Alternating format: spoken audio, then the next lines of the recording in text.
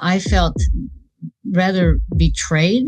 I felt anxious for the next generation of women weightlifters, because what are they going to face if we keep going down the trail that we are?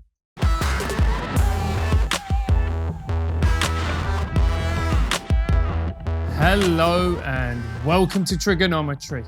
I'm Francis Foster. I'm Konstantin Kisin. And this is a show for you if you want honest conversations with fascinating people. It doesn't get any more fascinating than the guest we have for you today. She is a pioneer of women's weightlifting, a former national champion in America, referee, and also an author and writer as well. Judy Glenney, welcome to TRIGGERnometry. Thank you. It's a pleasure to be with you. It's so great that you could join us today. It's obviously a time in which women's weightlifting and some of the other issues that you've written about in the past is very much in the public eye. Before we get into all of that, please tell us and our audience a bit more about your background. Who are you? What is your journey through life? How do you find yourself sitting here talking to us all the way across the pond? My background is primarily in sports. I participated in sports all through my growing up years, but then I met this wonderful man who later became my husband, who was a weightlifter. And I became absolutely fascinated with the sport of weightlifting, the type that you see in the Olympics, where you put the weight over your head. Well, there was no weightlifting for women at that time when I started training and started working with him. But we decided that I enjoyed it so much, why not start the sport for women? So that began my journey in weightlifting. At that time, like I mentioned, there was no official entry for women. So I competed against the men. Well, I shouldn't say I competed against them. I competed alongside of them. I wasn't allowed to compete within the competition. So I was competing outside the competition just because I enjoyed the sport and I wanted to do the best that I could. So as the years came by, I wanted to really involve other women because I knew I wasn't the only crazy out there that wanted to do this. So by and large, I started getting in contact with other women, other officials. We had our first national competition in 1981. That grew into involving more countries as I became more aware and more connected with the international weightlifting community. So we had our first world championship in 1987. But my dream had always been to get weightlifting into the Olympics. So I just made so many more contacts, which led me to thinking that this might be a possibility. So long story short, we did get the women's weightlifting into the Olympics in 2000, which was amazing. I had the opportunity to, by that time, my weightlifting career on the platform had long since been gone, but I did have the opportunity to be an official at that Olympics. So I was just so pleased to see these women on the platform. During this time, I also was dealing with, or shortly after this time, I should say, I started dealing with my son who announced that he was transgender. So I have this background in my family dealing with this issue now that has entered the weightlifting arena. So that is my background. And that is the subject of your second book, dealing with your son and that story. So let's talk first of all about the weightlifting part of it. I imagine that when you were doing this in the 70s and the 80s and later, you were not exactly being embraced by many of the men who were competing in weightlifting. I imagine it would not have been easy. Am I right? Oh, no. Oh, yes, there were many raised eyebrows, many words exchanged. Fortunately, my husband was kind of a buffer, but as I would be in these competitions and would say, want to warm up on the platform before my lifts, oh my goodness, the comments, what is she doing here? She has no right being here. And they would scorn and they would essentially give me the impression that I was totally invading their sacred space. But the meet directors would allow me again to compete. They said, no, you cannot compete within the competition, but you can certainly compete outside the competition. So it took a long time before we could convince the weightlifting community that women could do this. And that's one of the things I might add that I really wanted to get across to the public as the women started to compete, that these were women who really appreciated the sport. They were knowledgeable about the sport. They could do the technique, and we were athletes first. We weren't out there to burst the as it were the ceiling of men's weightlifting, but we just wanted to compete as athletes. And you say you just wanted to compete as athletes. You must have had such a tremendous sense of pride, you know, to take a sport that was very much at the margins and then bring it into the mainstream with the Olympics.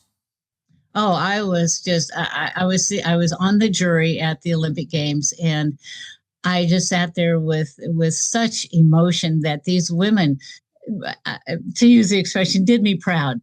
They were such technicians. They carried themselves like women. They carried themselves like athletes.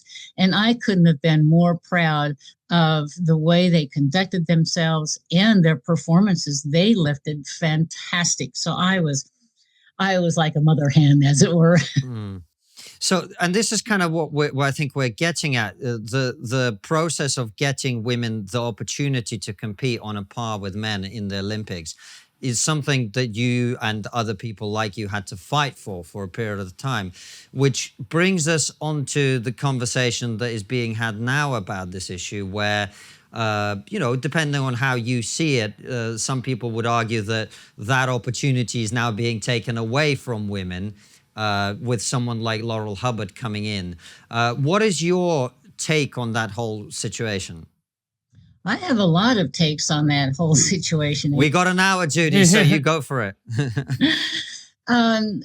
First of all, I believe that with your comment about our getting into women's sports, we did fight so hard for women, not only in weightlifting, but in other sports, to compete on an equal playing field. We tried very hard to get access to coaches, to facilities, to equipment that would just allow us as women to compete in something that we truly did enjoy. So when these opportunities came about, we embraced them and we competed against women. And I think that that was the main thing that I wanted. I didn't want to compete against the men. I wanted to compete against women. That's where my heart was. That's where I felt I could contribute most, was to give the opportunity to women who enjoyed what I did. I knew, as I put before, I wasn't the only crazy. And as I found out, I wasn't. There's a whole world of women out there that really did enjoy weightlifting. So I wanted to give them the opportunity to compete on that equal footing, women against women. And it came about not only in weightlifting, but in the other sports as well. So when we are addressing this whole transgender issue, that comes on several levels. When I first saw that she was going to compete, a lot of emotions, frustration, a little bit of anger, but the sense that my work, and not only mine, but so many other women who have, and I might add that I didn't pioneer this on my own. I had so much help. And so I'm just kind of the face of weightlifting at this point, but so many other women were involved in getting us to get the women's into the Olympics. So when it came to this issue, I felt rather betrayed. I felt anxious for the next generation of women weightlifters, because what are they going to face if we keep going down the trail that we are? So, for example, and we're talking about the IOC, the International Olympic Committee, has changed their policy through the years, and this is what really concerns me about where this is going with this whole agenda. That first of all, when we first started competing internationally, and the women kind of made a joke about this, we had gender testing. That was, we swabbed the cheek, and there were actual chromosome testing. And we kind of joked that we had a little card that said we were a genuine female. That's not such a joke anymore. So that became the standard by which we were competing, women against women. Then the IOC said, well, we're not really concerned with that. And that's about the time when the transgender community really hadn't come along in force much before that time. There were a few that were making some inroads with other sports. So I think the IOC made this change from the chromosome testing to, if you are going to compete as a woman, then you need to have the surgery, you need to be a woman. Well, as time goes on, the transgender community made some more issues and said, well, some of the athletes can't afford that. They are not going to go to that length. So they relaxed that, and now they are only testing for testosterone. My feeling is, if they have gone that far in relaxing all of these regulations for transgender, are they now going to relax them further and say, well, now you only have to identify as a woman? That is my concern. We in Washington State, I'm on the West Coast of the United States, and in my state and in several other states, that is the only criteria that some boys can compete against girls, is say, I identify as a girl. So this is what really concerns me as this progresses, is that we are accommodating a very, very, very few to the exclusion of women. So what I'm saying is that we are accommodating the wants of a few against the needs of the many. So as this begins to be more invasive, women are going to be hurt by this. If men only have to say they identify as a woman, that gives them perfect access. And the law now is going to accommodate that they have access to locker rooms, to restrooms, to any other women's spaces. So this is not just sports. This is across the board in our culture. And I am very fearful for our women because of this whole idea that has come across. So yes, I have a lot of passion about this whole identity and this gender. I hate to use the word craze, but unfortunately for the young people, it has become a craze. And I can say a whole lot more about that as well. So if you want to interject. No, we're finding you very interesting. And on the show, we love to hear our guests talk. Judy, I'm going to slightly push back on that. So let's take the case of Laurel Hubbard. As far as I know, and correct me if I'm wrong, she had to be below a certain testosterone level when she competed. Then surely isn't that enough? Doesn't that put her on equal footing with all the other athletes? And look, trans rights activists would say, if she had such an advantage, then how come she lost in the first round? Well, first of all, if we parlay that out, we can say, all right, if you're going to go by testosterone, are you going to test everybody for testosterone?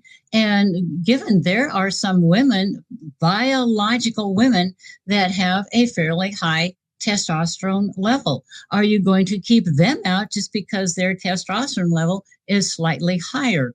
So this not only affects them, but it affects all the other women as well.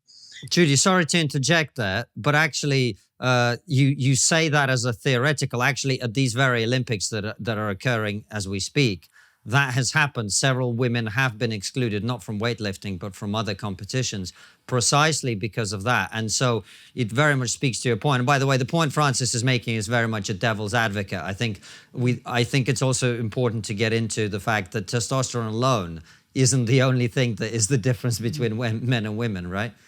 Absolutely. Absolutely. I firmly believe that God created men and women. There are only two genders, and your gender is assigned at birth. You're either a man or a woman, a girl or a boy. So you are given those testosterones. And yes, some men have higher estrogen levels. Some women have higher testosterone levels. This is all part of being who we are as those individuals. So as you're saying, that in and of itself doesn't make you a man or a woman.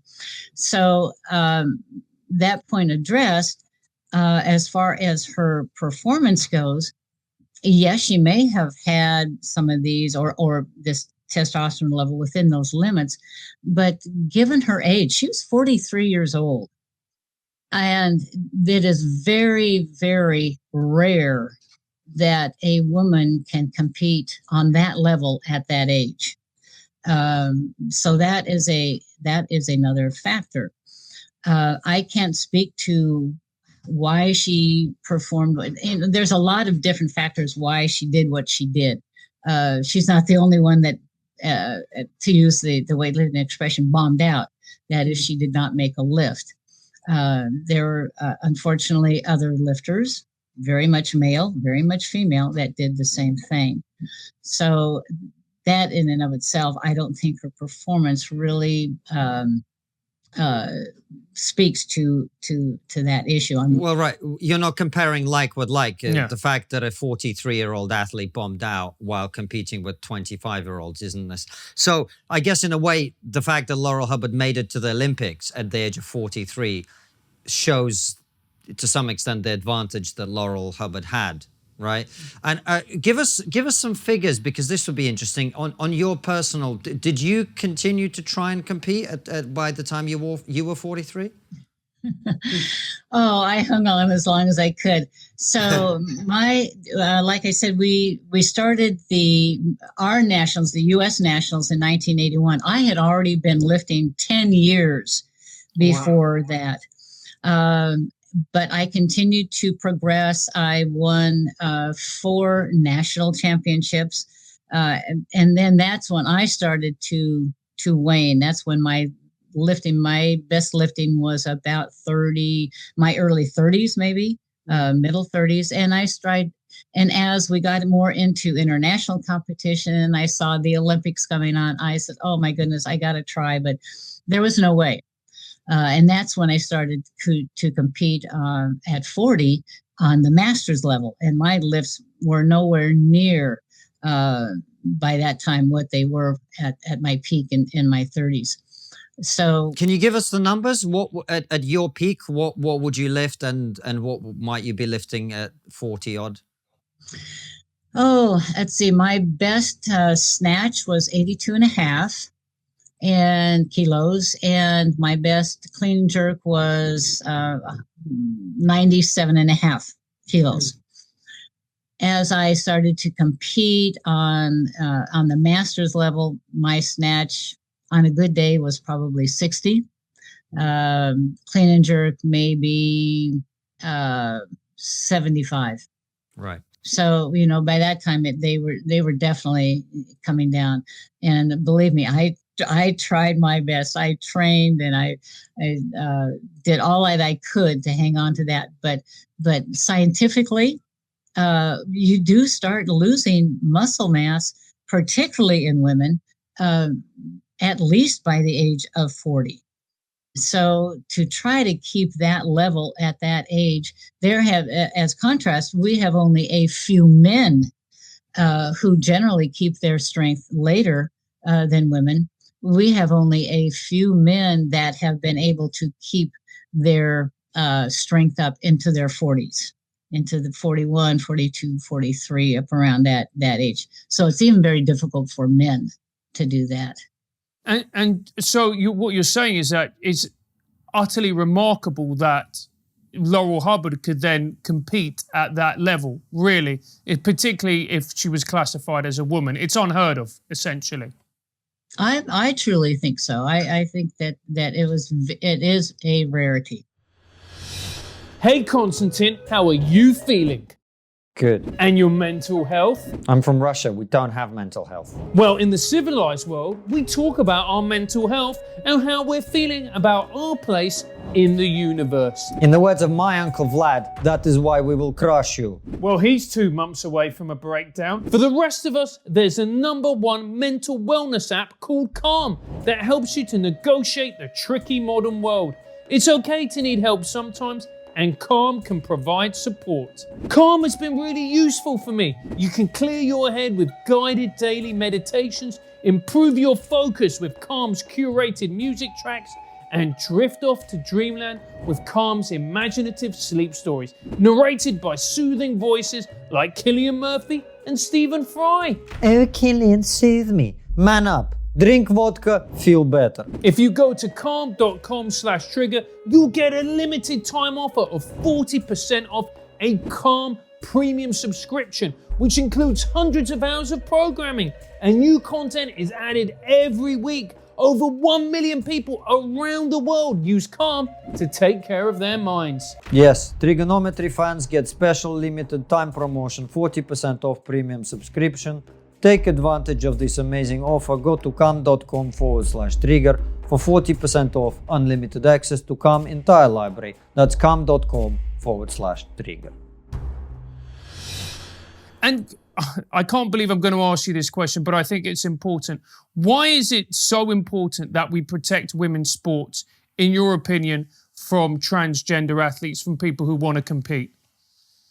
I think it's important on a couple levels. First of all, like I said, let me cite, for example, a case going on right now in the United States. 2 women who are track athletes. They were competing at the high school level. A transgender boy identified as a woman competed against them, subsequently broke records that the events that these girls were competing in. Unfortunately, because he was competing as a woman and getting ranked first in these events, breaking these records, they lost their college scholarships because of this. So this is the ramification that is happening in right now in our time, and these are not the only girls that are going to be affected.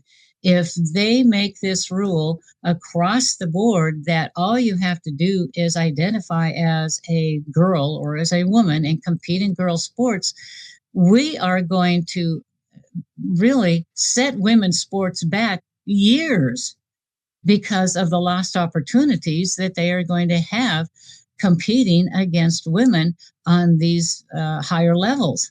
So that's my first concern. My next concern is the message that these people are giving to the next generation of not only sportswomen, those women that want to compete in sports as athletes and so forth, but these younger girls in general saying, look at what these, I can do this. It's no big deal. I think I'm a boy. So unfortunately, we have made this so easy. And now, unfortunately, we are now even making this so accessible that when a youngster, and we're talking 4 and 5 years old, if they express any kind of interest in the opposite gender, then they are, and I will use the word forcibly because that is exactly what's happening. The doctors, the parents, the teachers are obligated to transition that youngster as young as possible. That is the biggest mistake we can make. And unfortunately, the more the media plays with all these transgenders and the more quote unquote opportunities they are giving them, they are just encouraging this whole transgender agenda as soon as possible for these youngsters, and they have no business doing that. I heard one pediatrician say that this is the worst form of child abuse that he has ever seen. And unfortunately, it is going that way. We know that a youngster, and I know from my own experience, when I was young, I liked boy things. I liked to climb trees. I liked to ride bikes over bumps. I liked to wrestle. I liked to test my strength.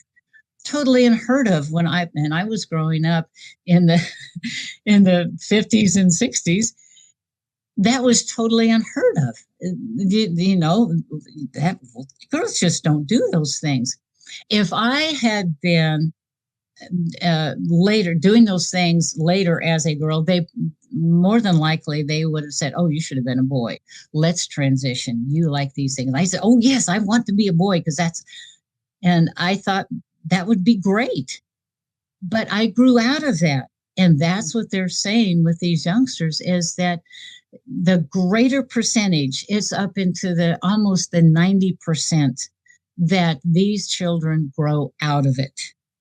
So as we transition these youngsters into this, we are forcing them into this whole area that they should never have been entered into. By the time they get into puberty, and we've given them puberty blockers, and we have told them to transition into that opposite gender, they are very, very confused. We are seeing suicide rates unbelievable in these. And the argument I will say is that, well, my son or daughter had threatened suicide like my son did. He threatened suicide. But my point is, yes, there is a dysphoria between the mind and the body. But my point is, can we not try to get the mind in line with the body rather than going through all of this mutilation of the body to bring it in line with the mind? I think not. God created you as a man or as a woman, and he has given you a mind as a man, a mind as a woman, and your body is in line with that. Unfortunately, we have now made conversion therapy illegal. And that bothers me a lot. That even if a person says, "Oh, maybe I'm not sure," oh, nope, can't do that. It is illegal for a pastor, for a parent, for any professional healthcare, illegal for a teacher to encourage any conversion therapy. That is to say that if you're questioning your gender and you think, well, maybe I'm not, maybe I really should. I'm really not a boy like I thought I was. I really am a girl. Nope, we're transitioning you into a boy. What situation does this put the child in? Judy, this is something we've covered on the show quite a bit, but just coming back to sport, because I do want to bring up the suicide and all of that side of it, because I do think it's a big part of the conversation. Just coming back to the sport for a moment, Yep. Some people might say, the counter argument to many of the things you're saying is, well, look, you were a pioneer in women's sports, and you would be turning up to gyms, I imagine, and feeling like there's no place for you there and you didn't quite fit in. And if it weren't for your husband who was supporting and encouraging you, you really would have been an outcast and an outlier in that environment. And you had to fight and fight and fight to be given the opportunity to be included, to be represented, to be seen. You had to work with other people like you, other women, to get the chance to compete. Surely you can empathize with someone, these people would argue, you can empathize with someone who currently feels like they're being excluded. They are not able to compete. They don't have the opportunity to perform at the Olympics in the gender identity that they very strongly feel that they are. Well, I feel that I I obeyed the rules, as it were. The rules stated that weightlifting was for men. That's fine. I competed outside of the competition until we could get women against women. I think this is a whole different avenue because it carries so much more of the ramifications.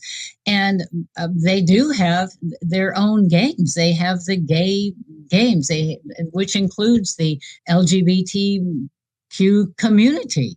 So in that respect, they say, okay, well, we have, and to answer your question, they have gone to like people, they have garnered their group, and they have formed their competitions against who they are. But when it comes to the Olympics is exclusionary between men and women. That is the point that the Olympics is to me, a very sacred ground. It has been for years and years. So unfortunately, when you start going down this road, that's what I'm saying is that you may be excluded, just like Laurel.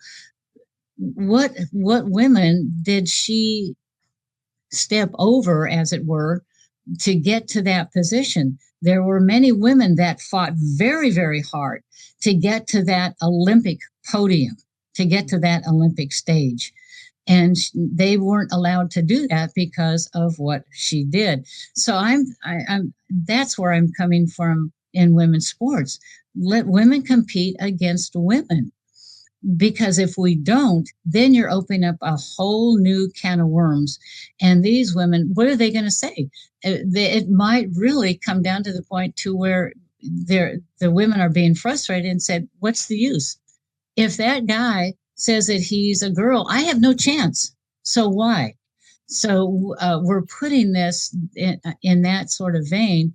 And I am very concerned that we're opening up this very big can of worms, as it were, when it comes to women competing on these higher levels.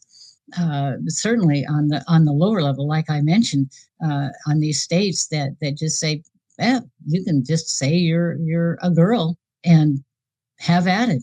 And these girls that have striven so hard, they have trained so hard, they miss their opportunities.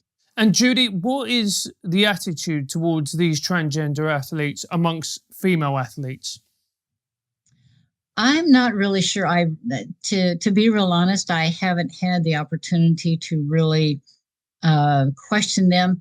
I will say, kind of on that vein, they did a gender testing was done up until about 1998 with the chromosomes.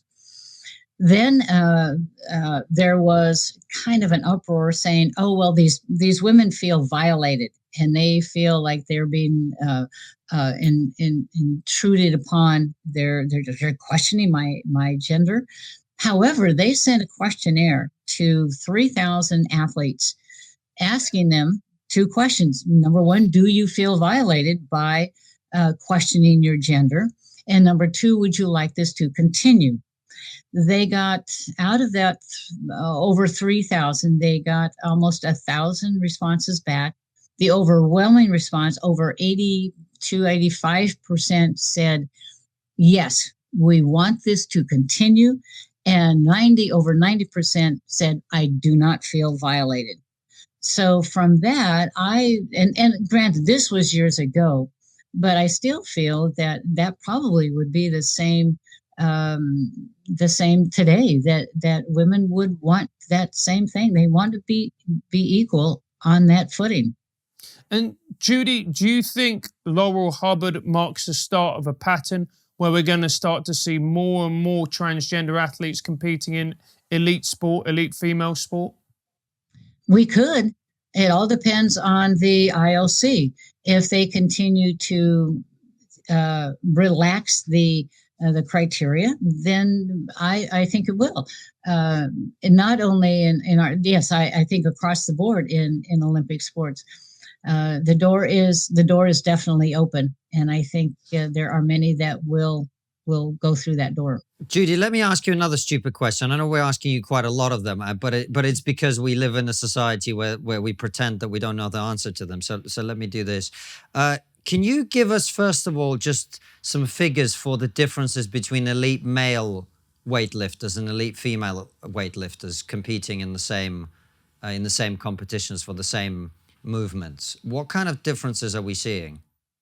No, weight-wise, weights Yeah. lifted, are you talking about? Well, for example, we just watched the super heavyweights, and Lasha lifted 585 pounds. I forget the kilos, 200 and some odd kilos. I'm sorry.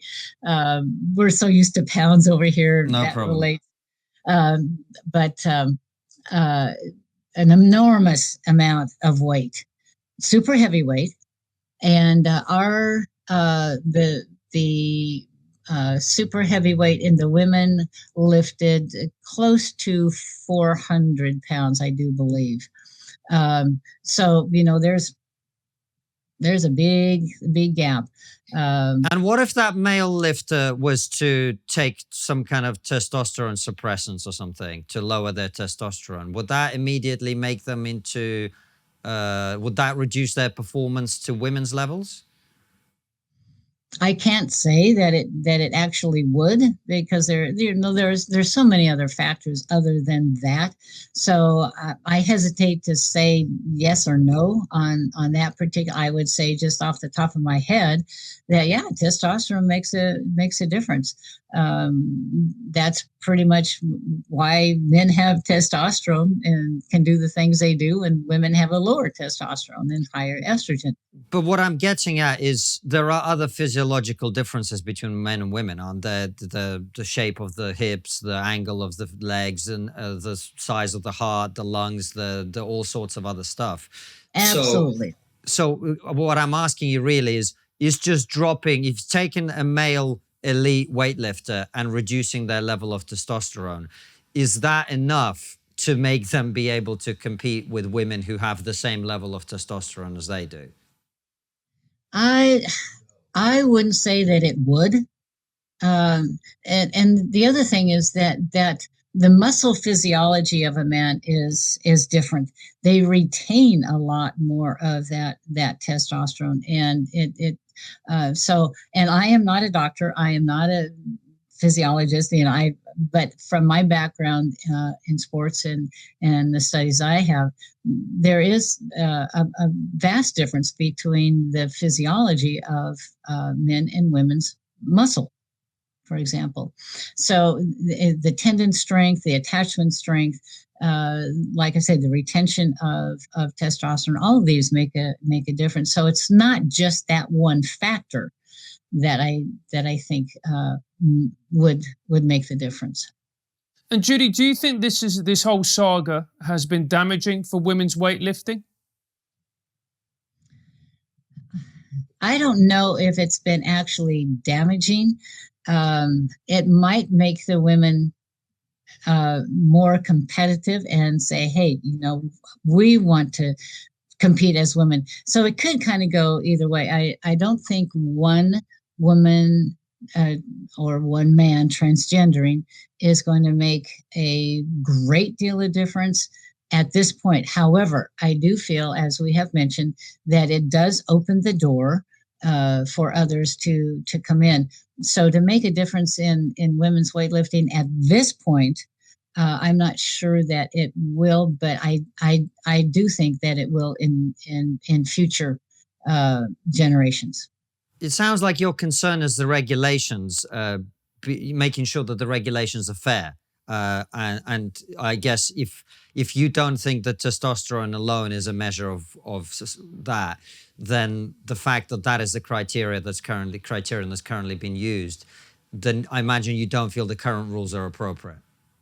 I don't think so, but unfortunately, as they say, the genie is out of the bottle. I would like to go back to chromosome testing. However, that's probably not going to happen. Why not? uh, history has shown that regulations generally do not backtrack. They only get softer. They don't get harder. So that is my biggest concern is the track record. Like I say, you follow what the IOC has done in the past. They've gotten softer. They haven't gotten harder. So to go back to that, and we have now such a big transgender voice, not just in the athletic arena, but, and this is interesting too, as kind of a side mark, that most of the people pushing for a lot of the transgender activity are not transgenders. They are political people who are pushing this transgender agenda. So that's why I think that the rules aren't going to go back to that, because we have such a major political group that will get involved and fight for less, not more. Judy, why do you think this case has struck such a chord? Because, you know, women's powerlifters, women's powerlifting, weightlifting, it's a minority sport. You know, it will have its people who will follow it, who will enjoy it, but it's not a mainstream sport, dare I say. But this case has elevated it to a mainstream sport, to a mainstream story. It's been talked all over the world. Why do you think that is? Because as you said, weightlifting has been primarily a man's sport. So strength has been particularly I would say the mirror of a man's strength or a woman's strength. So this has kind of been the determination. Weightlifting is the epitome of strength.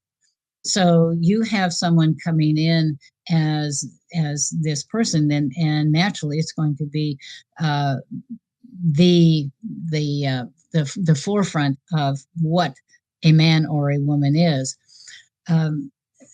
So I think that in and of itself is going to be the pivot point of this whole transgender thing is watching what women do with strength and what men do with strength.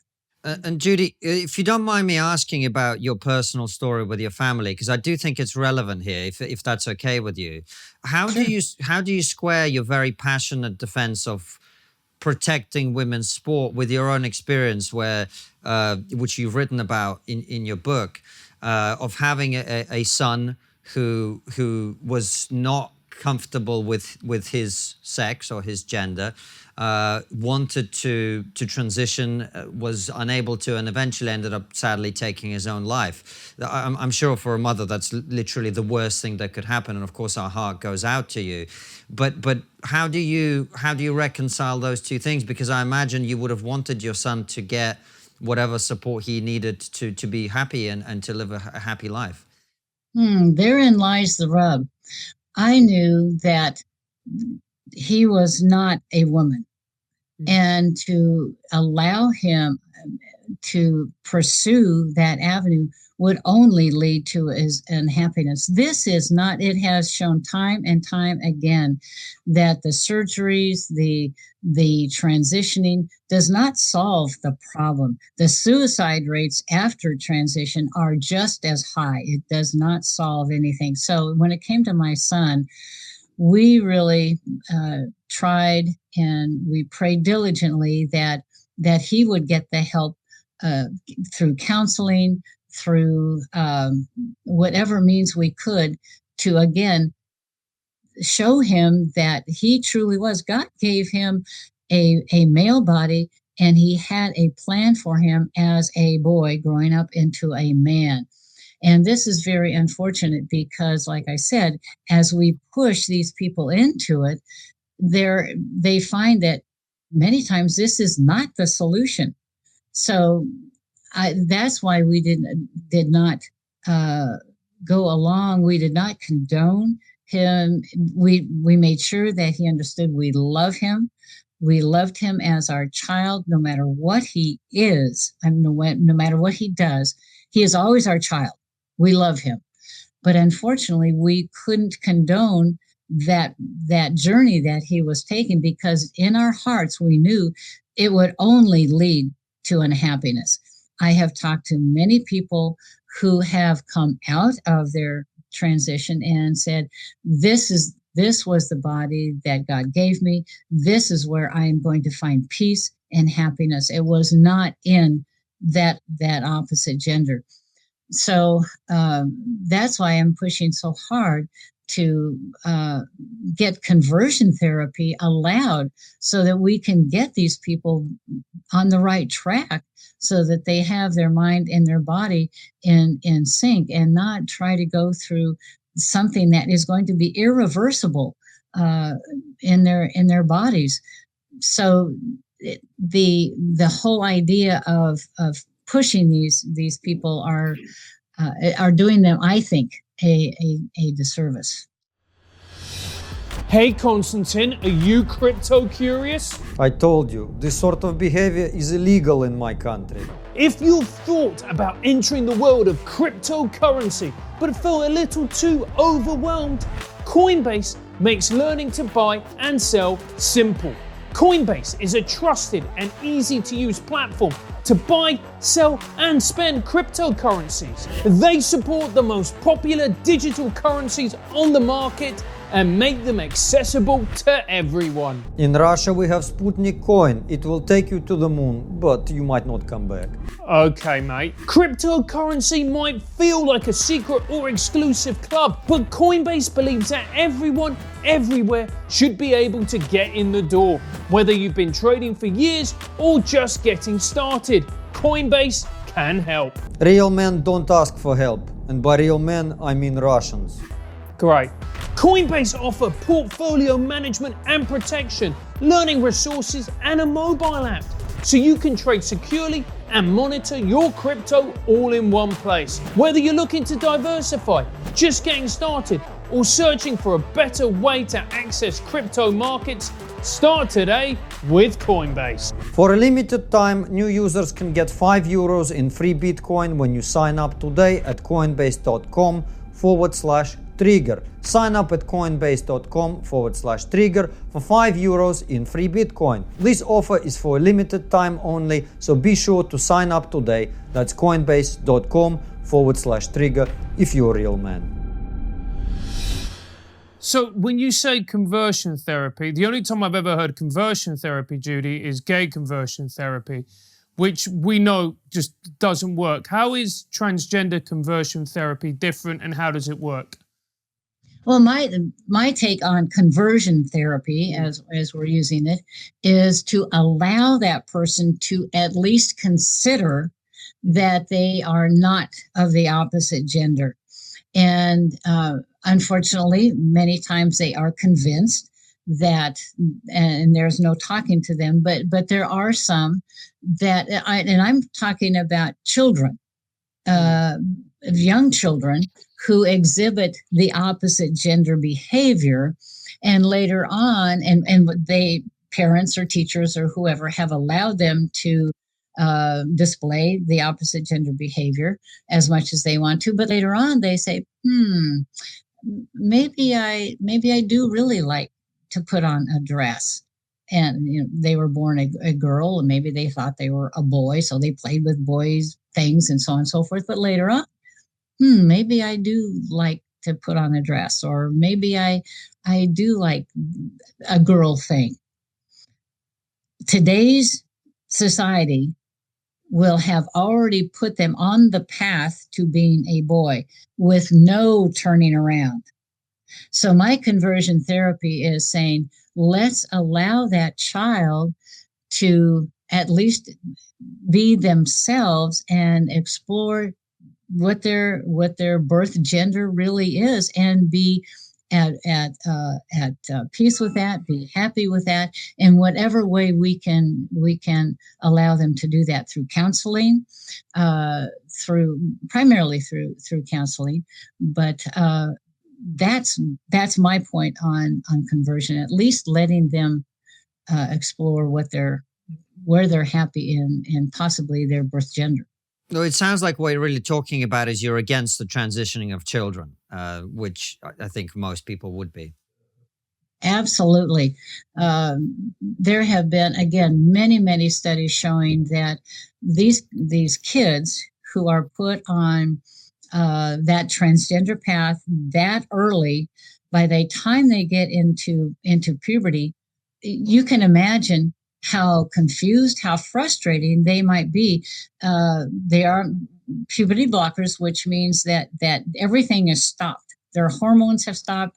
Their bodies are not developing like they should have. So they see their peers going through this stage and they're doing nothing. The girls are not developing breasts. They are not going through their periods and so forth. The guys are not developing beards and so forth. So they're in a quandary. Well, who am I? I don't see anything happening. So they're identifying really as neither, because they don't see any progress in what they're going through. Unfortunately, again, this can be irreversible. So perchance they do go later on in life and say, I really was a woman. I'm not a man. I've talked with several people who have lived in the opposite gender, females particularly, living as a man for maybe 15, 20 years. And they come to themselves and they say, God put me in a woman's body. I am a woman. Now, if they had gone through all the surgery, they are they have irreversible damage. They have lost their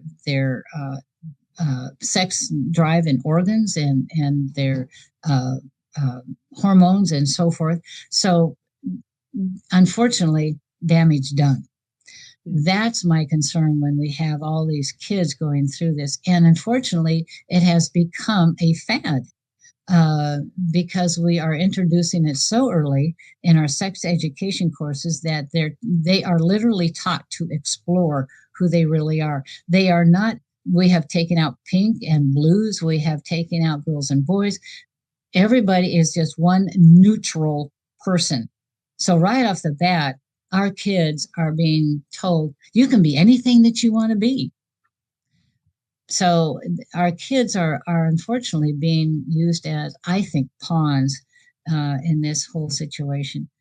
They are truly not allowed to really go the path that they were created to be. Judy, thank you so much for coming on the show. We're going to ask a few questions for our local supporters afterwards, but we're going to end this interview with our final question, which is always, what's the one thing we're not talking about as a society, but we really should be? I think we've pretty much covered the waterfront as far as that goes. That I think that I would encourage any parent who is involved with a transgender son or daughter to really explore really what transgender is.